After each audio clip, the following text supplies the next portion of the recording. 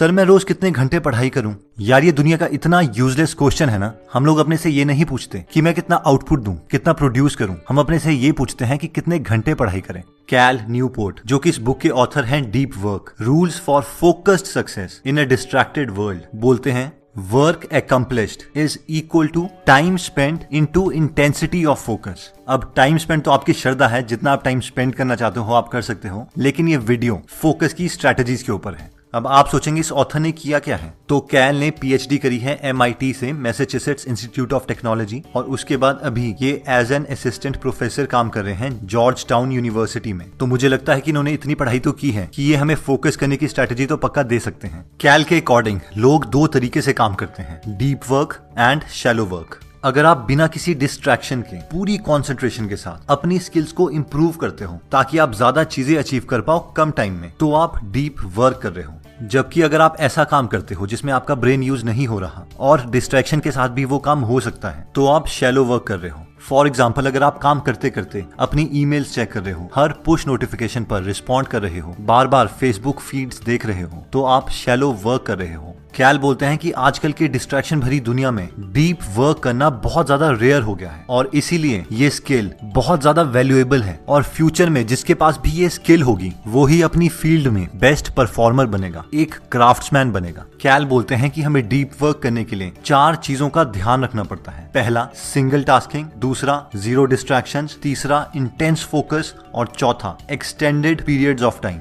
चलिए इन 4 चीजों को थोड़ा डिटेल में देखते हैं। रिसर्च बार बार प्रूव कर चुकी है कि मल्टीटास्किंग से आपकी अटेंशन कम होती है। जब भी आप टास्क ए से टास्क बी में शिफ्ट होते हो तो आपकी अटेंशन काफी टाइम तक पुराने टास्क ए पर ही रहती है, जिसकी वजह से आप टास्क बी पर पूरे तरीके से फोकस नहीं कर पाते। जब भी हम थोड़े टाइम के बाद सोशल मीडिया की नोटिफिकेशंस पर रिस्पॉन्ड करते हैं तो हमें ऊपर से ऐसा लग सकता है कि इससे क्या फर्क पड़ता है, बट एक्चुअल में आपका माइंड प्रोग्राम हो रहा है उस डिस्ट्रैक्शन की क्रेविंग के लिए। कभी आपने देखा है कि नोटिफिकेशन आती भी नहीं है, फिर भी आप खुद फोन उठा के उसे अनलॉक करके फोन में देखने लग जाते हो। ये एग्जाम्पल है आपकी माइंड की प्रोग्रामिंग का। इसके लिए कैल न्यूपोर्ट ने अपनी बुक में एक इंटरेस्टिंग स्टडी के बारे में बताया है। रिसर्चर्स ने पार्टिसिपेंट्स को कुछ पजल सॉल्व करने के लिए दिए। इनमें से आधे लोगों को, जिन्होंने अभी पजल सॉल्व नहीं किया था, उन्हें बीच में ही इंटरप्ट कर दिया गया और बोला गया कि आपको हमारे साथ चलना पड़ेगा क्योंकि आपने कुछ इंपॉर्टेंट डिसीजंस लेने हैं, और फिर इनसे लॉजिकल क्वेश्चंस पूछे गए। जबकि दूसरे ग्रुप को पजल कंप्लीटली सॉल्व करने दिया गया और बाद में उनसे सेम क्वेश्चंस पूछे गए। अब आप पूछेंगे इसका रिजल्ट क्या रहा? ऑब्वियसली जो लोग पजल को कंप्लीटली सॉल्व कर चुके थे उन्होंने उस टेस्ट में बेटर परफॉर्म किया दूसरे ग्रुप के कंपैरेटिवली, जिन्हें बीच में ही इंटरप्ट करके बुला लिया गया था, क्योंकि उनके ब्रेन में पजल से रिलेटेड रेजिड्यू रह गया था, जिसकी वजह से वो उस टेस्ट में परफॉर्म नहीं कर पाए।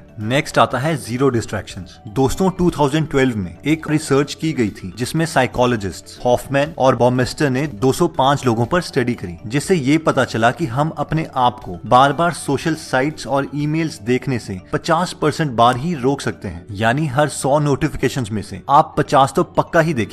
अब इमेजिन कीजिए अगर ये सब सच है तो ये तो पक्का शैलो वर्क की रेसिपी है। ऐसे में फोकस करना तो बहुत मुश्किल हो जाता है। हमें नेक्स्ट रिक्वायरमेंट है इंटेंस फोकस की। अगर हम अपनी सारी एनर्जी बिना डिस्ट्रैक्शन के एक सिंगल टास्क पर लगा लेते हैं, एक मैग्नीफायर ग्लास की तरह, तो हम ज्यादा काम कम टाइम में कर सकते हैं। और फाइनली आता है एक्सटेंडेड पीरियड्स ऑफ टाइम। यानी डीप वर्क करने के लिए आपको एक मिनिमम टाइम के लिए उस टास्क को करते रहना है। आप ऐसा नहीं सोच सकते कि आप डीप वर्क 5 मिनट के लिए करेंगे, फिर ब्रेक लेंगे, फिर 5 मिनट के लिए करेंगे। तो एक मिनिमम अमाउंट ऑफ टाइम होना चाहिए। वो बेशक हाफ एन आवर हो सकता है, जो टाइम के साथ साथ उसको 1 आवर, 1.5 आवर्स, 2 आवर्स में आप कन्वर्ट कर सकते हैं। तो अब सवाल ये आता है कि हम समझ गए डीप वर्क के लिए हमें एक टाइम पर एक ही टास्क करना है, बिना डिस्ट्रैक्शन के करना है, पूरी फोकस के साथ करना है और काफी समय तक करना है। लेकिन एक सिंपल सा सवाल है कि हम ये करें कैसे?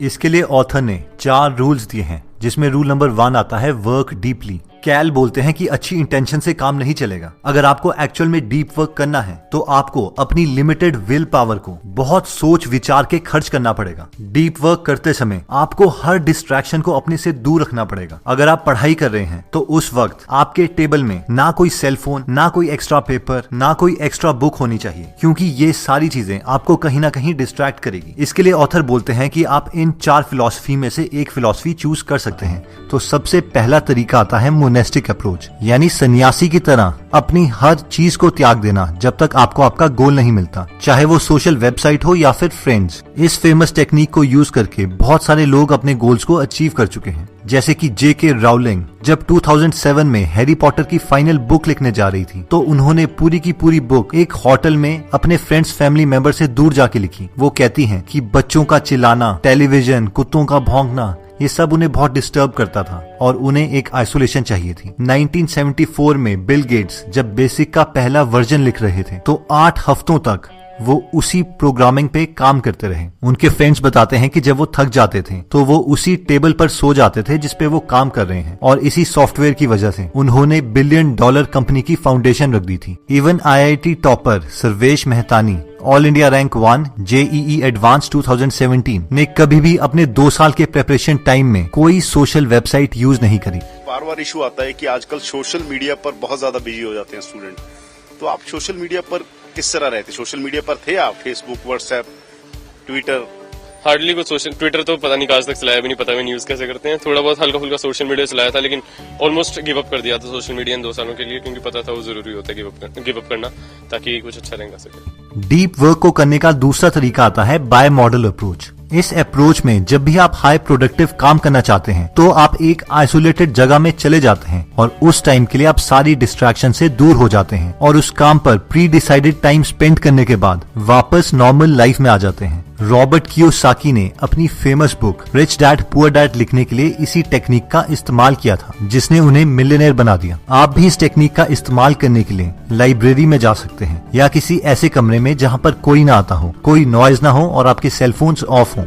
दोस्तों, थर्ड टेक्निक आती है रिदमिक अप्रोच। इसमें आप टाइम ब्लॉक्स क्रिएट करते हैं। फॉर एग्जाम्पल 1 घंटे के लिए आप सिर्फ अपना फोकस्ड डीप वर्क करेंगे। उस time no cellphone, no friends, nothing. और उसके बाद 1 घंटा enjoy and again 1 hour work. आप इन टाइम स्लॉट्स के अमाउंट को अपने कंफर्ट के अकॉर्डिंग चूज कर सकते हैं। लास्ट आती है जर्नलिस्टिक अप्रोच। ऐसे लोग जो फुल टाइम जॉब करते हैं और उनके पास डीप वर्क में जाने के लिए एक स्पेसिफिक टाइम नहीं होता, वो इस टेक्निक को यूज कर सकते हैं। ऐसे लोगों को जब भी फ्री टाइम मिलता है वो अपनी सारी डिस्ट्रैक्शंस को ऑफ करके एक हाईली इंटेंस्ड फोकस मोड में चले जाते हैं और पूरे दिन में जितना पॉसिबल हो उतने टाइम स्लॉट्स डेडिकेट करते हैं। डीप वर्क के लिए रूल नंबर 2 आता है एम्ब्रेस बोर्डम। हम में से मैक्सिमम लोग ये सोचते हैं कि वो आसानी से डिस्ट्रैक्शन और कंसंट्रेशन के बीच में स्विचिंग कर सकते हैं, लेकिन ये गलत एटीट्यूड है। एक बार जब आपका ब्रेन वायर हो जाता है डिस्ट्रैक्शन के लिए तो उसके बाद आपको उसकी क्रेविंग होती है, तलब होती है और आप हर बार अपनी यूजलेस नोटिफिकेशंस देखते रहेंगे और अगर नोटिफिकेशन नहीं भी आएगी तो भी आप अपना मोबाइल उठा के उसे देखने लग जाएंगे। इस पर कैल बोलते हैं कि जब भी आपको क्रेविंग हो अपना मोबाइल देखने की या डिस्ट्रैक्ट होने की तो बार बार कॉन्शियसली अपने ब्रेन को अपने काम की तरफ फोकस करें। इससे धीरे धीरे आपकी डिस्ट्रैक्शन रेजिस्टिंग मसल्स बिल्ड होंगी और आप ज्यादा देर तक एक सिंगल टास्क पर डीप वर्क कर पाएंगे। इसलिए जब भी आप बोर होने लगे तो ऐसा नहीं होना चाहिए कि आप मोबाइल उठा के नेट सर्फिंग करने लगे। आपको अपने फ्री टाइम में भी डिस्ट्रैक्शन से दूर रहना पड़ेगा और अपनी विल पावर मसल को इम्प्रूव करना पड़ेगा। इसके लिए कैल बोलते हैं कि आपको पहले से ही प्लानिंग करनी पड़ेगी। आप अपना एक मॉर्निंग रूटीन बना सकते हैं जिसमें आप प्लान करेंगे कि आप पूरे दिन क्या क्या करेंगे। अगर आप सिर्फ इतना सा एक्स्ट्रा स्टेप भी कर लेते हैं तो आप अपनी मैक्सिमम डिस्ट्रैक्शंस अवॉइड कर पाएंगे। फॉर एग्जाम्पल, अगर आपको पता है कि जब भी आप किसी स्पेसिफिक रूट से जाते हैं तो वहां पे आपको फ्रेंड्स मिल जाते हैं जिनके साथ आपको घंटे बात करनी पड़ती है, तो आप पहले से ही प्लानिंग कर सकते हैं कि आप उस रास्ते से नहीं जाएंगे। इस तरीके से प्लानिंग करने पर आप अपनी मैक्सिमम डिस्ट्रैक्शन से बच सकते हैं। उसी तरीके से इस चीज की प्रैक्टिस कीजिए कि आप लोगों को जल्दी रिप्लाई नहीं करेंगे, यानी जब तक आपके फ्रेंड्स 3 या 4 मैसेजेस आपको कर नहीं देते तब तक आप उन्हें फेसबुक या व्हाट्सएप पर रिप्लाई नहीं करेंगे। उसी तरीके से हर फोन पहली बार में नहीं उठाएंगे। नेक्स्ट रूल आता है क्विट सोशल मीडिया। सर ये क्या बोल दिया आपने, सोशल मीडिया ना यूज करें? क्या हमने सोशल नहीं होना, हमारे फ्रेंड्स नहीं? अब सबसे पहली बात तो यह है कि मैं ये नहीं बोल रहा, ये ऑथर बोल रहे हैं। सेकंड, ऑथर बोलते हैं कि नोटिफिकेशंस आप में एक हैबिट क्रिएट कर देती है जिससे आप अपना सेल फोन नोटिफिकेशंस पर तो देखेंगे ही, लेकिन जब नोटिफिकेशंस नहीं भी आएंगी तो भी आप सिर्फ टाइम पास करने के लिए अपना मोबाइल खोल के फेसबुक देखने लग जाएंगे और आपको पता भी नहीं चलेगा कि आपने आधा घंटा इसी चीज पे वेस्ट कर दिया है। इसीलिए हमारे अंदर एक क्राफ्ट्समैन अप्रोच होनी चाहिए, यानी जब तक हमने क्लियरली डिफाइन नहीं कर दिया है कि इस टूल को यूज करने के जो बेनिफिट्स हैं वो बहुत ज्यादा है कंपैरेटिवली उसके नेगेटिव इफेक्ट्स हैं, तब तक हमें वो टूल यूज नहीं करना चाहिए। अब आप ये कम से कम हम 30 दिन तक ट्राई कर सकते हैं जब आप कोई भी सोशल मीडिया साइट यूज नहीं करेंगे, और उन 30 दिनों के बाद अपने से 2 सवाल पूछ सकते हैं। पहला, क्या मेरे 30 दिन बेहतर हो सकते थे अगर मैं ये सोशल साइट्स यूज करता? और सेकंड, क्या लोगों को फर्क भी पड़ा मेरी ये सोशल साइट्स ना यूज करने पर? और जेन्युइनली अगर देखा जाए तो एटलीस्ट फेसबुक सिर्फ उन लोगों के लिए ज्यादा बेनिफिशियल है जो इंटरनेट मार्केटिंग कर रहे हैं और उनका बिजनेस इन्हीं पर टिका है, और एक स्टूडेंट को इन सब चीजों के बहुत कम बेनिफिट्स हैं। नेक्स्ट आता है ड्रेन द शैलोज। कल मैंने 14 घंटे पढ़ाई की, मैं 16 घंटे पढ़ा। ये सारी चीजें हम ऐसे बताते हैं जैसे एक ऑनर है, जबकि कैल कहते हैं कि इसका मतलब है कि आप बहुत अनप्रोडक्टिव हैं, आप बहुत ज्यादा शैलो वर्क कर रहे हैं और बहुत कम डीप वर्क कर रहे हैं। अगर कोई इंसान वो चीज 6 घंटे में अचीव कर रहा है जो आप 15 घंटे में अचीव कर रहे हैं, तो आप बहुत कम प्रोडक्टिव हैं। और अगर आप भी प्रोडक्टिव होना चाहते हैं तो आपको 2 काम करने पड़ेंगे। सबसे पहले आपको ट्रैक करना पड़ेगा कि आप कितना टाइम वेस्ट करते हैं और कितना एक्चुअली डीप वर्क कर रहे हैं। आप देखेंगे कि 14 घंटे में से आप डीप वर्क सिर्फ 2 घंटे कर रहे हैं। और सेकंड, अपने पूरे दिन के 1-1 मिनट को शेड्यूल कीजिए कि आप कब सोएंगे, डीप वर्क कब करेंगे और सोशल टाइम कितना देंगे। ऑब्वियसली ये 100% फॉलो नहीं होगा, लेकिन आपको एक आइडिया देगा, डायरेक्शन देगा कि आपको अपना दिन किस तरीके से बिताना है। दोस्तों, हमने आपको ये सारी बातें कैल न्यूपोर्ट की बुक डीप वर्क से बताई। दोस्तों, कमेंट सेक्शन में आप बता सकते हैं कि आप नेक्स्ट वीडियो किस टॉपिक पर चाहते हैं, ताकि हमें भी फीडबैक मिले और उसी टॉपिक्स को हम कवर करें। इस चैनल को जरूर सब्सक्राइब कर लीजिए और बेल का बटन दबा दीजिए ताकि आप ऐसी नॉलेजेबल वीडियोस कभी मिस ना करें। और इस वीडियो को लाइक जरूर कीजिएगा ताकि हमारा कॉन्फिडेंस बढ़े।